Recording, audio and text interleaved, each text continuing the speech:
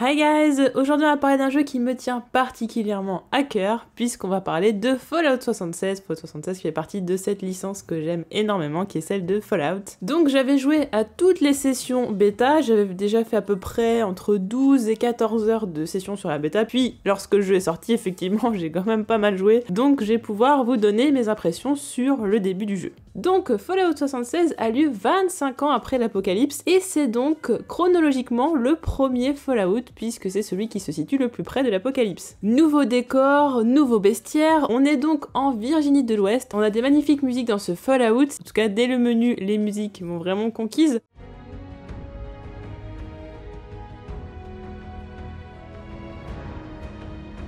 Niveau sonore d'ailleurs on a quelques petites différences, notamment au niveau des bruits de pas, où on entend énormément le bruit de pas de tout ce qui va être autres personnages qui vont être près de nous, mais aussi et surtout les ennemis qui vont arriver vers nous.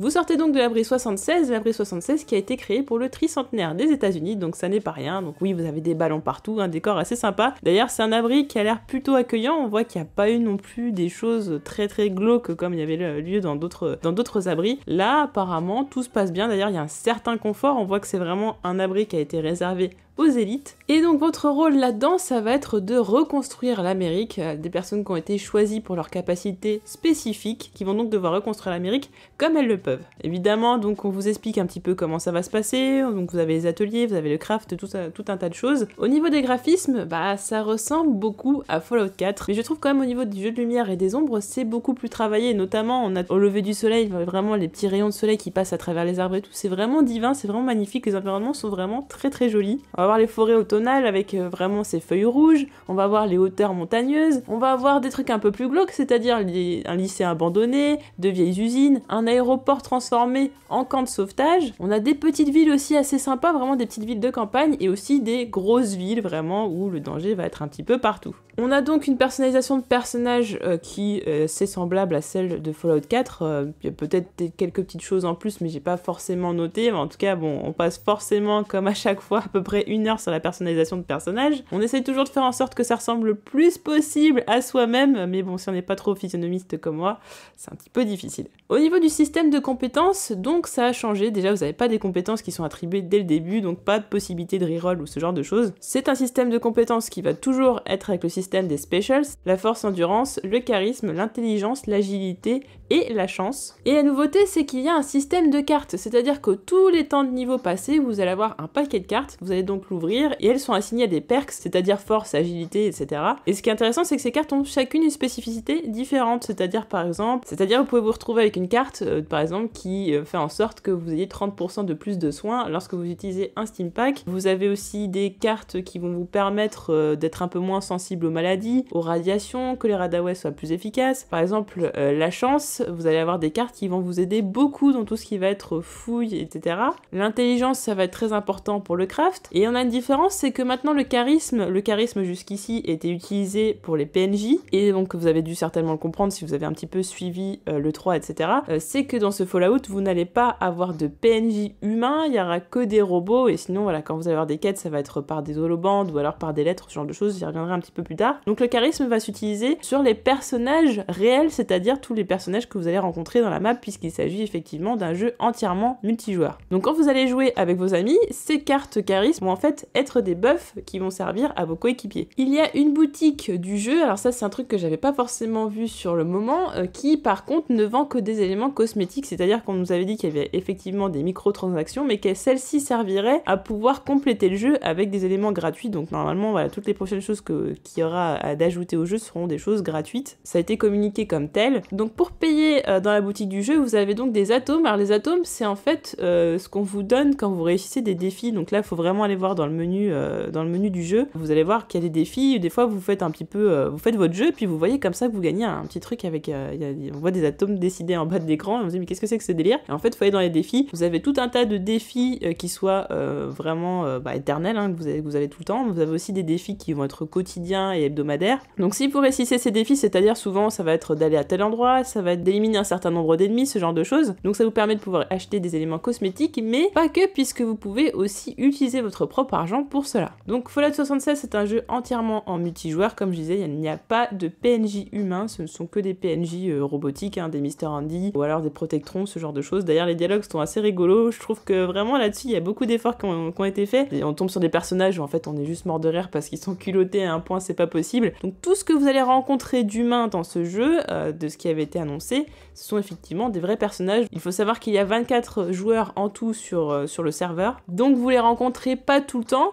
Après, est-ce qu'ils sont forcément toujours agressifs ou quoi? J'ai vraiment qu'une fois, et vraiment sur la dizaine d'heures de jeu que j'ai joué, il y a vraiment qu'une seule fois où je suis tombée sur un duo de personnages qui était en plus bien plus élevé que le mien, qui a essayé de m'attaquer, qui m'a poursuivi. Alors, ils ont fait en sorte que ce soit pas punitif pour que vous puissiez jouer en solo, tout simplement, parce que déjà le PVP, vous pouvez pas le faire avant le niveau 5. Donc avant le niveau 5, vous lootez, vous faites ce que vous voulez, il n'y a pas de problème. À partir du niveau 5, ce qui se passe, c'est que si jamais quelqu'un vous attaque et que vous ne ripostez pas, en fait, la personne va faire très peu de dégâts, elle va mettre un temps infini à vous tuer. Donc c'est effectivement la même chose pour vous, si vous tirez sur quelqu'un et qu'elle ne riposte pas, il se passera la même chose, vous allez mettre un temps infini à la tuer, au final vous allez plutôt abandonner, et c'est ce qui s'est passé pour moi. Néanmoins, si vous tombez, je sais pas, par exemple sur 4 joueurs qui sont après vous et qui vous font très peu de dégâts, par très peu de dégâts, mais qui arrivent à vous poursuivre parce que je sais pas, par exemple, vous êtes au niveau de l'inventaire, vous êtes plein, ils arrivent à vous tuer, et bien ce qui va se passer, c'est que ça va être quand même assez punitif pour eux, dans le sens où ce qui va se passer, c'est qu'ils vont devenir de réels parias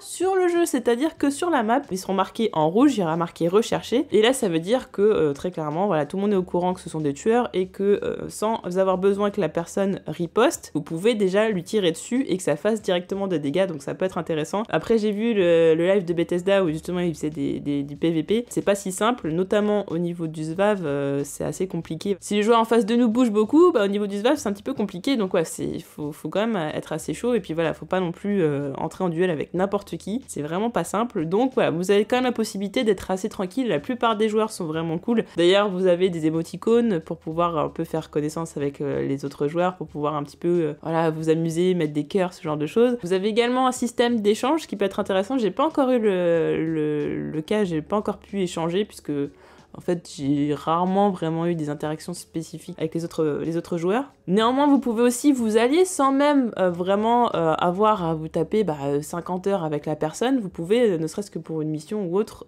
vous allier avec une personne, sachant qu'aussi il y a des événements. C'est-à-dire qu'à certains endroits de la map, il va se passer des événements qui vont donc être enclenchés. Et souvent, vous allez vous retrouver à ce moment-là d'autres joueurs qui vont arriver pour faire cet événement. Donc pourquoi pas le faire ensemble. De toute façon, le loot va être partagé. Donc à ce niveau-là, il n'y a pas vraiment de problème. Après, la question, je pense que vous vous posez le plus, c'est est-ce que c'est jouable en solo? Alors, au début, c'est très facile de jouer en solo, voilà, on est sur un Fallout classique. Donc au début, c'est assez facile, on va apprendre à utiliser les différents ateliers, on va commencer à crafter, on va commencer à faire les différentes quêtes, et en général, on tombe sur des petits calcinés niveau 1, des ghouls, ce genre de choses, des trucs des rats de cafard, des trucs pas très ouf, donc ça passe. Et j'ai commencé à sentir une petite difficulté à partir du niveau 13, où là, j'ai dû vraiment aller dans une instance où il y avait vraiment beaucoup de méchants, c'était des super mutants. C'était vraiment pas simple, et il faut dire qu'aussi niveau quête par exemple, niveau quête, ça c'était vraiment le gros bémol que j'ai trouvé du jeu, c'est que j'y comprenais rien, c'est-à-dire que pourtant je connais quand même bien Fallout et j'arrivais pas à suivre mes quêtes en fait, je sais pas, c'était assez mal indiqué, c'était pas du tout intuitif. J'ai essayé d'ailleurs de jouer avec une autre personne, mais la personne n'a pas pu se connecter parce qu'à ce moment-là il y avait un problème de liste d'amis, on pouvait pas, on nous avait filé plein de clés bêta, au final on pouvait pas se rejoindre, c'était un peu galère, mais voilà, c'était pour une personne qui avait pas joué à Fallout, c'était pas du tout intuitif, c'était vraiment très compliqué, et même moi en ayant joué à Fallout,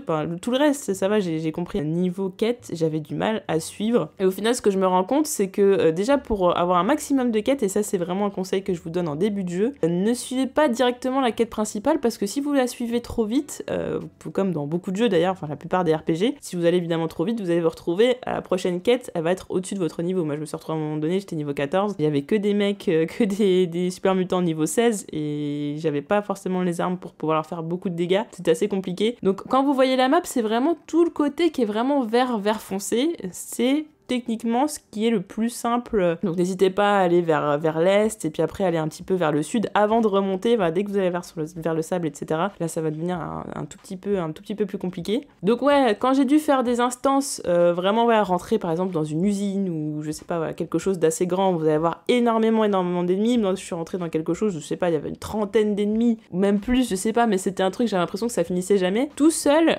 c'est pas forcément super facile. Après, moi, je connaissais le jeu, donc je m'en suis sortie sans trop de problèmes, mais faut connaître, voilà, faut quand même connaître, faut la jouer un petit peu furtif. Et là, je trouve que par rapport à d'autres Fallout, justement, la furtivité est quand même très intéressante et beaucoup plus exploitée. J'en ai l'impression, du moins. Évidemment, faut aussi monter les compétences pour être furtif, mais c'est assez intéressant très très vite. Et surtout quand on est tout seul, il faut être furtif. On peut pas aller bourrin et tout. Donc ça oblige un petit peu à revoir un peu sa façon de jouer. C'était jouable solo, mais quand même, j'ai l'impression que pour jouer en solo, faire des instances comme ça assez difficiles, faut quand même bien connaître le jeu. Donc faites un tas de quêtes secondaires plutôt faciles, voilà, même des trucs à 2 balles. Mais dès que ça va être des instances un peu costauds, faut être sûr de vos armes, etc. On va revenir un petit peu plus tard, mais faut bosser le truc un peu. Alors Fallout 76, c'est beaucoup plus compliqué que Fallout 4 dans le sens où c'est inspiré un peu du mode survie. Donc on a la faim, la soif, la maladie, il y a ce genre de choses, ce sont des choses qui se rajoutent. Donc la faim et la soif, il faut dire qu'il faut absolument surveiller parce que on a tendance à jouer, et ça c'est un peu comme les réparations d'équipements, etc. On a tendance à être à fond dedans et du coup on surveille pas du tout la faim et la soif. Heureusement, on a toujours une petite alarme sonore qui nous prévient qu'effectivement on a faim, on a soif, donc voilà, à ce moment-là il faut le faire. Si jamais vous restez dans la faim et la soif, le problème c'est que vos points d'action vont descendre au fur et à mesure, vous allez avoir un malus au niveau des points d'action, et donc du coup pour courir ou pour tout simplement utiliser le SVAV, ça va être très très compliqué. La maladie, ça va vous provoquer des malus, et si vous en cumulez, d'après ce qu'a dit Bethesda, apparemment vous risquez d'en mourir si vous en cumulez trop, ce qui est un peu logique. Les maladies, vous pouvez les contracter en mangeant de la viande crue, ou de la nourriture avariée, ou par exemple aussi dormir à même le sol. Là c'est voilà, des fois vous avez des matelas à même le sol dans la terre ou dans des lieux un petit peu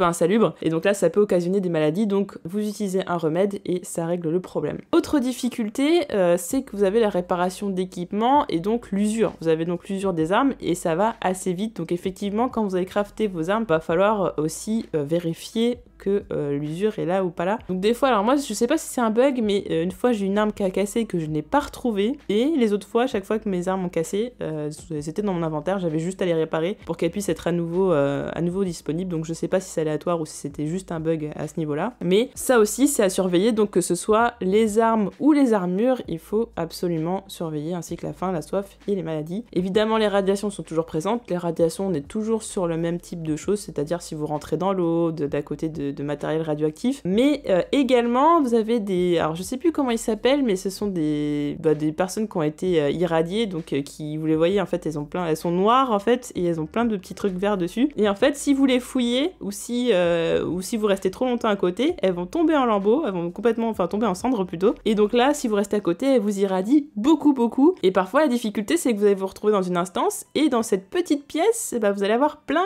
de personnages comme ça, là en fait eux ils bougent pas, ce sont pas des ennemis, ils sont déjà morts en fait, mais le problème c'est que s'ils tombent en cendres à côté de vous et qu'ils sont pleins de radiations, c'est assez fou. Et c'est vrai que le Radaway ça se trouve pas forcément très facilement au début du jeu. Alors notamment une chose qui va être très difficile je trouve, c'est la faim.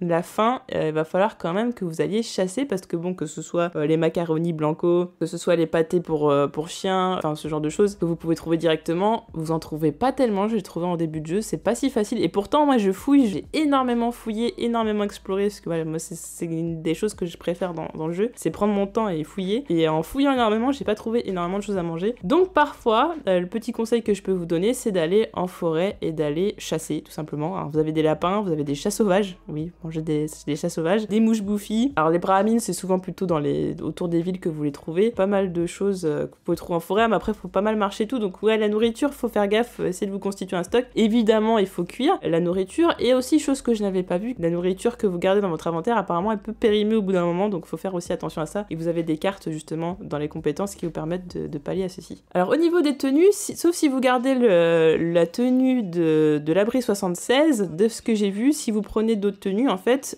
vous n'avez pas en fait tout ce qui va être équipement par-dessus. C'est-à-dire que vous allez choisir un costume et le costume sera sans équipement par-dessus. C'est-à-dire que vous l'aurez toujours dans votre Pip-Boy. Dans vos statistiques, vos armures seront toujours présentes. Elles vous protégeront vraiment. Mais esthétiquement, à l'extérieur du personnage, vous les verrez pas. Donc ça, je trouve ça assez cool. Ça évite d'avoir des trucs moches de pillards partout, dégueulasses et tout. Moi, par exemple, j'ai pris un costume de policier, j'avais un costume de clown, costume de samaritain. Donc c'était assez cool à ce niveau-là. Donc effectivement, peut-être l'intérêt d'aller acheter des skins après dans la boutique, étant donné que ça ne sera pas embêté par rapport au fait que vous avez des choses par-dessus. Alors, nouveauté, même si le système de base existait déjà dans Fallout 4, c'est un système de camp. Alors, ça s'appelle le camp. C'est en fait un espèce de petit module que vous allez pouvoir transporter avec vous et qui va contenir votre base. Et c'est là où c'est quand même très intéressant, puisque cette base, vous allez pouvoir la transporter avec votre camp. Sauf que sur le papier, ça a l'air vraiment génial et c'est pas si simple que ça, puisqu'en fonction du sol sur lequel vous allez vouloir mettre votre base, soit vous allez pouvoir remettre votre base telle qu'elle était, soit va falloir la reconstruire pièce par pièce, et ça va vraiment être très embêtant. Donc je sais pas si ça va être modifié par la suite. En tout cas, il y a des fois où j'ai pu remettre ma base telle qu'elle était, et des fois où il a fallu que je remette les sols, les murs, les tourelles, etc.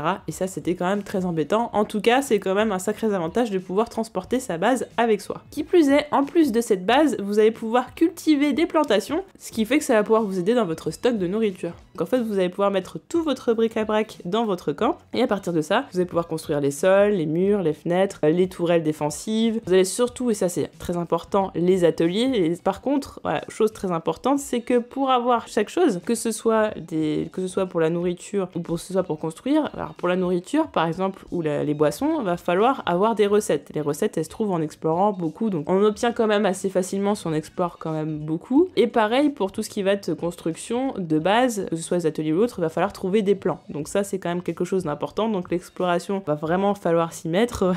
Vous pouvez pas juste rusher les quêtes, etc. Va falloir quand même explorer un minimum pour pouvoir profiter vraiment de l'ensemble du jeu. Au début, votre camp peut stocker 400 de poids, ce qui, vous allez pas le croire, mais c'est quand même pas énorme en début de jeu parce que on a tellement de choses. C'est pas comme Fallout 4 où vous avez au début des petites baraques assez vides, où vous avez une cafetière, un ventilo, et puis voilà, et puis c'est fini, vous avez déjà fait votre loot de l'année. Non, là, vous avez vraiment des trucs partout. Ce qui est intéressant, c'est que là, il y aura le bois qui est très important. Le bois, ça va être très important comme ressource, notamment. Et donc, pour ne pas surcharger tout de suite votre camp, il va falloir, et ça je vous le conseille, recycler votre bric-à-brac. Alors pour recycler votre bric-à-brac, c'est tout simple, vous allez dans un atelier, vous faites recycler, et ensuite vous allez choisir bric-à-brac et vous faites tout recycler. Ça va quand même beaucoup descendre tout ça, parce que moi je sais plus, j'avais 450 ou un truc comme ça, et je crois que ça m'a réduit à 70. Enfin, c'est un truc, ça vous donne des amas en fait, amas d'acier, amas de plomb, tout un tas de choses, donc il y a pas mal de choses qui sont importantes. Au niveau des ateliers, vous allez retrouver atelier d'armure, atelier de confection d'armes, l'atelier de bricolage qui va être très important puisque ça va être une ressource importante pour vos munitions. Vous allez produire vos munitions avec. Ensuite, vous avez aussi l'atelier de chimie, donc qui va vous permettre de pouvoir faire des remèdes, ce genre de choses. Et ensuite, la cuisine, évidemment, pour cuire votre viande. Alors au niveau du poids supporté après sur la personne, là c'est aussi, voilà, il va falloir évidemment augmenter la force pour pouvoir avoir un nombre d'objets conséquent. Et à un moment donné, il va falloir choisir très méticuleusement ce que vous allez prendre ou pas sur vous, parce que sur vous, vous n'avez pas beaucoup de place. Alors après, effectivement, le camp, vous allez pouvoir le transporter, mais ça coûte quelques caps, hein, c'est 7 ou 8, ça dépend en fait. Le problème étant qu'au début de jeu, vous n'avez pas forcément beaucoup de caps, et vous allez quand même parcourir un territoire qui est quand même très grand, parce qu'on est quand même sur une map qui est 4 fois plus grande que celle de Fallout 4, donc c'est très très grand. D'ailleurs, au niveau des déplacements rapides, ils sont payants, ça c'est quelque chose de très très embêtant, les déplacements rapides sont payants. Alors plus vous êtes loin, plus ça va vous coûter cher, si vous êtes prêt, ça peut vous coûter très bien 2-3 caps. Alors de ce que j'ai vu, il me semble que pour le camp c'est gratuit, je sais pas si c'est toujours le cas, en tout cas j'avais vu que c'était plutôt gratuit. Donc comme je disais, les quêtes se font via des lettres des holobands ou alors des Mr. Andy, des protectrons, ce genre de choses. Comme je dis, on croise pas de PNJ humains. Alors les quêtes, elles vont être assez diverses et variées. Souvent vous allez devoir aller fouiller dans un ordinateur, récupérer de l'équipement, ou alors vous allez devoir nettoyer une zone, ce genre de choses. Au niveau des quêtes événements, ça va être souvent par exemple de résister à des vagues, de protéger par exemple un protectron, d'aller chercher certaines choses à certains endroits, ça va être souvent ça. J'ai pas eu l'impression que c'était très répétitif non plus, je dis comme ça, mais parce que j'ai pas souvenir de toutes les quêtes, parce qu'il y en a énormément. À un moment donné, vous vous retrouvez avec tout votre écran avec rempli de quêtes, vraiment c'est assez dingue le nombre de quêtes qu'il y a. Comme je disais, il faut explorer un maximum pour avoir un maximum de quêtes. Donc en général, les quêtes vous permettent d'apprendre quand même beaucoup de choses sur le lore, et notamment sur l'univers qui est celui de Fallout 76, parce que vous avez quand même beaucoup de choses de différentes. Notamment la quête principale va parler des Samaritains. Donc les Samaritains, ce sont des personnes qui vont aider les les autres, hein, que ce soit au niveau scientifique, protection, ce genre de choses. Et donc on va apprendre via par exemple les ordinateurs des Samaritains pourquoi telle ou telle espèce est devenue de telle façon, pourquoi elle a muté, les tests qu'ils ont fait dessus, donc c'est assez intéressant. Si vous êtes vraiment fan de l'univers, vous allez quand même avoir pas mal de choses intéressantes. Après il y a des textes aussi qui sont assez rigolos, enfin voilà, faut vraiment lire dans les ordinateurs, c'est assez sympa. D'ailleurs on retrouve le piratage, on retrouve aussi le crochetage, donc des choses qu'on connaît déjà de base. D'ailleurs en revenant sur les événements, ça offre pas mal de loot, donc je vous conseille quand vous êtes dans une zone, si vous pensez avoir le niveau nécessaire, de quand même de faire les quêtes parce que ça vous donne pas mal, par exemple de Steam Pack, de capsules, etc. Donc ça peut être intéressant, sachant que les capsules, au début du jeu, c'est très compliqué de les trouver. Au niveau du bestiaire, vous allez retrouver des petites bestioles que vous connaissez déjà, les rats de cafard, les rats de taupe, toutes les personnes mutées, c'est-à-dire les ghouls. On retrouvera aussi les grands mutants, vous allez avoir les robots tels que les Protectrons, les Mr. Handy, et par contre, on va avoir de nouvelles choses telles que les calcinés. Ce sont donc une autre sorte de ghouls, enfin de personnes qui ont muté. On a aussi, alors là c'est le gros méchant de Fallout 76 et on le voit d'ailleurs dans le trailer, ce sont les sulfuris, ces espèces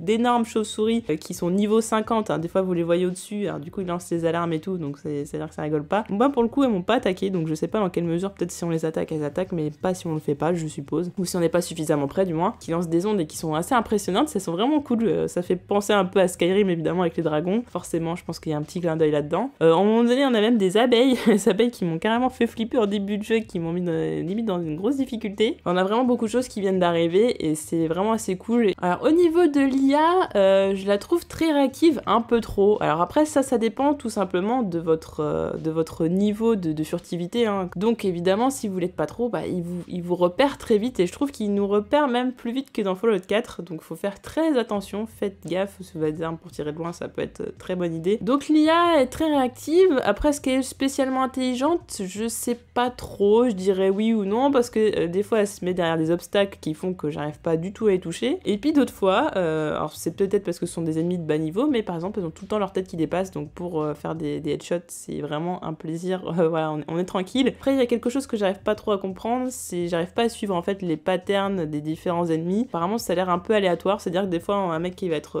avec une arme au cac et qui va pas venir vers moi, je sais pas pourquoi. Alors, vous avez souvent, quand vous êtes dans des instances, donc vous avez toute une horde d'ennemis pas très forts, plus ou moins forts, moyens, ça dépend de votre niveau à ce moment-là, et toujours un mec qui est quand même très fort et il faut faire très gaffe, et lui c'est un peu le boss de l'instance. Si vous avez encore d'autres ennemis à tuer en attendant, faut faire très gaffe parce qu'il peut vite vous tuer. D'ailleurs j'en ai pas parlé, au niveau des morts comment ça se passe, donc vous allez mourir à un certain endroit et vous allez avoir en fait un petit sac en papier qui va rester à l'endroit de votre mort et qui va contenir, alors d'après ce que j'ai compris, ce sont des objets aléatoires qui ne sont pas seulement de votre inventaire que vous avez sur vous-même, mais aussi des inventaires que vous avez dans votre camp. C'est-à-dire que je me suis retrouvée à être morte et avoir dans le sac en papier des amas d'acier, etc. Mais des fois des trucs qui sont quand même super importants, que vous n'avez pas envie qu'ils disparaissent, sachant qu'en plus, d'après ce que j'ai compris, les autres joueurs peuvent récupérer ce sac en papier, donc faut faire gaffe. Après, si vous mourrez près d'un autre joueur, le joueur à côté peut utiliser un Steam Pack pour vous et pour vous aider, même si c'est pas quelqu'un avec qui vous jouez à la base, tout simplement un autre joueur sur la map qui peut venir vous aider. Si vous mourrez, vous pouvez venir récupérer ce petit sac en papier avec tous vos objets. Par contre, évidemment, les ennemis seront toujours là, donc faudra faire très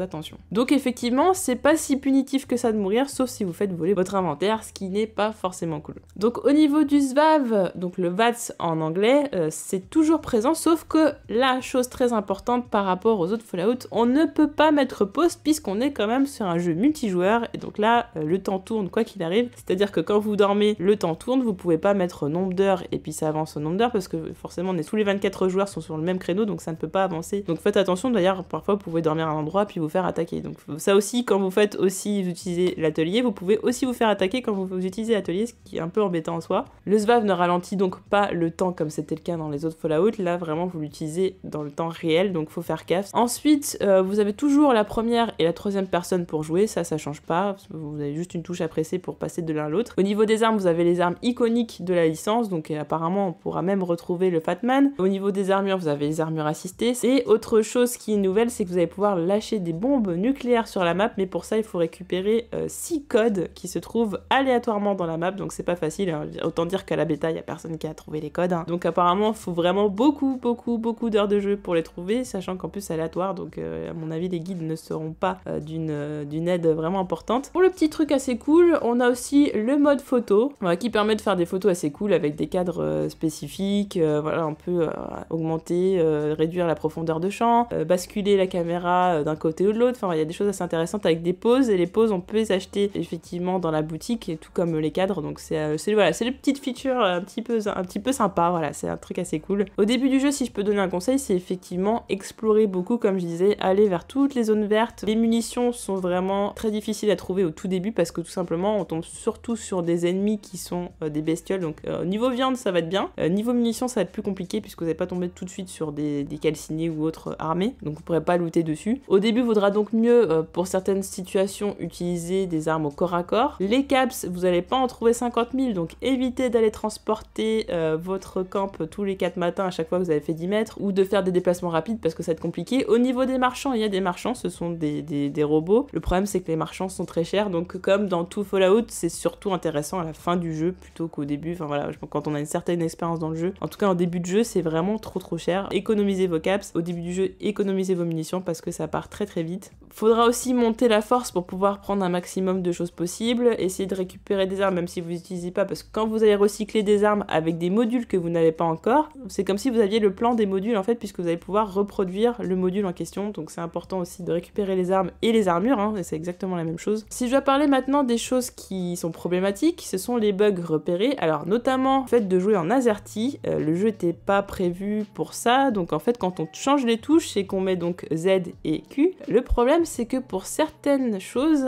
ça va pas fonctionner, c'est-à-dire que lorsque vous allez utiliser le camp pour pouvoir construire votre base, vous n'allez pas pouvoir avancer avec la touche Z, donc il va falloir tout changer, le keybinding et tout, ça va être assez chiant. C'est également le cas aussi pour certaines choses, puisque quand vous allez passer par exemple d'un onglet ou un autre, vous allez utiliser Z et C, donc effectivement si vous appuyez sur Z, enfin voilà, c'est très compliqué. L'AZERTY ça a été un problème monstrueux. Le plus gros problème c'est que le jeu freeze beaucoup et surtout il a crash. Alors pour la petite anecdote, j'ai eu un gros souci puisque le jeu n'arrêtait pas de crash. Apparemment c'était un problème de compatibilité avec Microsoft Visual Studio et aussi avec DirectX. Alors effectivement à un moment donné mon PC a crash à cause de la surchauffe parce que c'est un jeu qui est extrêmement gourmand, donc si vous prenez sur PC, faites très attention d'avoir vraiment le matériel requis. Même quand vous faites un test par exemple sur Can You Run It par rapport à votre matériel, votre configuration, c'est pas forcément quand même évident. Sachant que moi je suis sur un processeur i7 avec 8 cœurs et 3,4 GHz, avec une GTX 1060 6 Go, avec 16 Go de RAM, et le jeu a quand même crash. Après bon, je pense qu'il s'agit aussi d'un problème de surchauffe et de ventilation de mon boîtier, justement, d'où le fait que je dois changer de boîtier. Mais c'est très gourmand et c'est très instable. J'ai vu aussi d'autres personnes, alors c'était pas non plus un nombre incroyable, mais il y a quand même beaucoup de personnes qui ont reporté des crashs du jeu, et moi c'était, le jeu crashait et je pouvais pas y retourner, c'est-à-dire je pouvais y jouer 10 secondes, je pouvais jouer 10 secondes, faire comme si tout allait bien, et tout d'un coup le jeu crashait, donc je pouvais plus jouer, donc j'ai dû jouer sur mon autre ordinateur. Il y a beaucoup de bugs qui ont été repérés, forcément c'est quand même quelque chose de conséquent comme jeu à faire. Et puis qui dit multijoueur dit forcément des difficultés supplémentaires pour le développement. Si je devais conclure, moi je suis fan déjà de l'univers, donc je retrouve les aspects que j'aime beaucoup. C'est très riche, il y a beaucoup de quêtes, il y a beaucoup de choses à récupérer, du bric-à-brac, des choses à crafter, ou même des soins, enfin voilà, il y a énormément de choses à faire. Dans le jeu on s'ennuie jamais, voilà, toujours quelque chose à faire. Par contre, bémol, je trouve que la distance entre les points d'intérêt, elle est assez grande, et le problème qu'on doit payer à chaque fois pour se déplacer rapidement, c'est assez embêtant, ça rend parfois le jeu un peu, voilà, ça perd des fois en termes de rythme, même si effectivement il y a des ennemis quand même partout. Des moments où c'est un petit peu long les trajets. La stabilité évidemment du jeu qui n'est pas du tout stable, ça c'est un problème. Alors sur Xbox One j'ai vu aussi qu'il y avait des soucis, mais sur PS4 d'après ce que j'ai compris ça allait, ça a l'air d'être la version la plus stable. Et ensuite c'est le côté un petit peu vide, le fait qu'il n'y ait pas de PNJ humain, puisque effectivement vu que c'est le premier abri qui a ouvert, on n'a pas de PNJ humain, ça manque un petit peu de vie, surtout qu'on rencontre que 24 joueurs sur toute la map, ce qui est fait tout simplement déjà pour la stabilité du serveur, mais aussi pour pas se faire attaquer 46 fois si jamais les joueurs venaient être agressifs. Mais ouais, ça manque un petit peu de vie. Par contre, je trouve que c'était plutôt faisable en solo, donc c'est assez rassurant. Moi qui préfère les expériences en solo pour certains jeux, notamment pour Fallout, j'aime bien prendre mon temps, donc l'expérience solo est d'autant plus importante. Les joueurs sont quand même très sympathiques. C'est quand même un jeu que je vous recommande énormément si vous êtes fan de Fallout, parce que c'est assez enrichissant au niveau du lore, vous retrouvez l'ambiance que vous aimez. Mais par contre, voilà, il y a quelques bémols qui peuvent être... pas qui peuvent empêcher de jouer, mais qui peuvent à la longue lasser, et j'espère pas que ce sera mon cas, du moins pas pour l'instant, il y a tellement de choses qui sont prévues que ça ne devrait pas être le cas. Si vous hésitez vraiment, attendez peut-être 1 ou 2 semaines avant de vous lancer, une fois que des patchs correctifs seront faits, qu'ils auront eu vraiment tout un tas de retours des joueurs, parce que quand même ils ont lancé la bêta très peu de temps avant que le jeu sorte. Niveau retour, ils ont pas le temps de tout checker. On est à fond dedans quoi, je suis juste addict à ce jeu, j'ai envie d'y jouer jour et nuit, j'aime vraiment beaucoup. Après il peut y avoir un espèce d'effet de lassitude comme je disais, à voir sur le long terme. N'hésitez pas à me dire quel contenu vous souhaiteriez avoir sur ce jeu, puisque de toute façon moi je vais y jouer un maximum, donc je vous prévois pas mal de choses, mais n'hésitez pas à me dire si vous voulez que je revienne sur des points précis, que voilà, je vous fasse des vidéos bien spécifiques. N'hésitez pas à me dire tout cela, et on se retrouve très vite pour d'autres vidéos. Salut!